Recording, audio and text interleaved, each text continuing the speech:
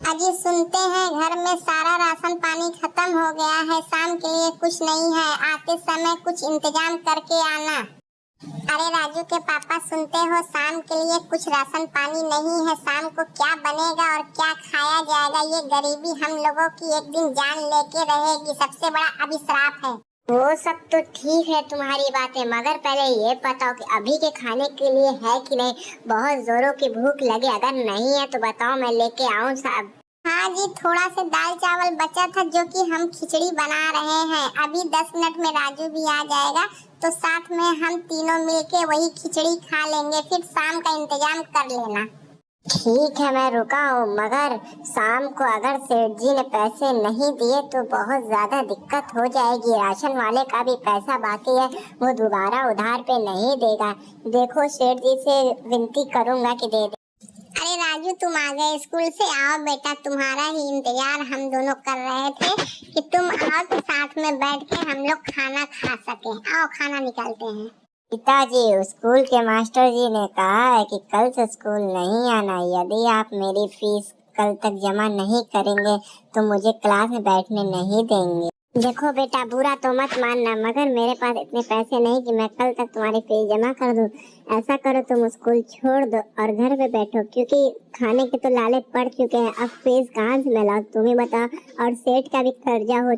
हाँ देखो पिताजी, तुम मुझे पढ़ाने से नहीं रहे, मगर मैं पढ़ना चाहता हूँ। मैं पढ़ लिख कर कुछ कामयाब व्यक्ति बनना चाहता हूँ, जिसके लिए मुझे ये घर छोड़ के जाना ही पड़ेगा। माँ, भाग के कहाँ जाएगा तू? कहाँ रहेगा? क्या खाएगा? कौन तेरा सहारा बाहर है? बताओ।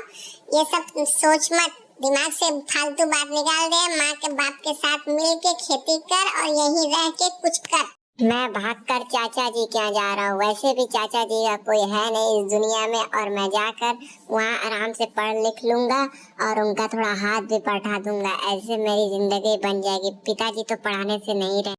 ठीक है बेटा, कल सुबह तू यहाँ से निकल ले, मगर ये बात ध्यान में रखना कि वहाँ जाके पढ़ाई पे ध्यान देना और कुछ न कुछ बन जाना, क्योंकि अगर नहीं बना तो फिर तेरे पिताजी तेरा क्या करेंगे? राजू निकल जाता है घर से बैग पैक कर कर अपने चाचा जी के यहाँ के लिए। चाचा जी उसके घर से बहुत दूर रहते थे। अरे भाई साहब, थोड़ा आप क्या बता सकते हैं कि यहाँ झलनपुरा किधर पड़ेगा? मैं इस शहर में थोड़ा नया हूँ। झलनपुरा तो बेटा यहाँ से 2 किलोमीटर दूर है, आप आराम से जा सकते हो, पैदल जाइए, गांव की तरफ है, चल जाइए। अरे बेटा राजू, तुम यहाँ पर देख के बहुत खुशी हुई, गर्मी की छुट्टी हुई है क्या? चलो बढ़िया है।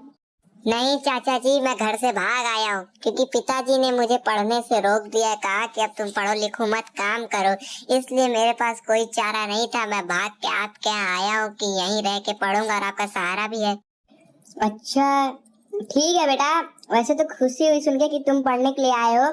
चलो तुम घर का कुछ काम कर लेना, जैसे खाना वाना पका लेना, और मैं बाहर का काम कर लूंगा और तुम पढ़ भी लोगे। ठीक है चाचा जी, मुझे कोई दिक्कत नहीं, आप बस मेरा कल दाखिला किसी स्कूल में दिलवा दीजिएगा और मैं घर में काम कर दूंगा और मन लगा के पढ़ूंगा, क्योंकि चाचा जी अगर कुछ नहीं बना तो पिताजी भी बहुत मारेंगे उसके बाद। हम लोगों को 10 साल बाद दिखाया जाता है। हाँ पिताजी, देखो आज मैंने अपने सपने को पूरा कर दिया, आज मैं एक पुलिस वाला बन गया। यदि तुम मेरी मदद नहीं की होती तो उस दिन आज मैं भी कुछ ऐसा ही रहता। अरे वाह राजू बेटा, आज तो तुमने मेरा सर ऊंचा कर दिया गर्व से।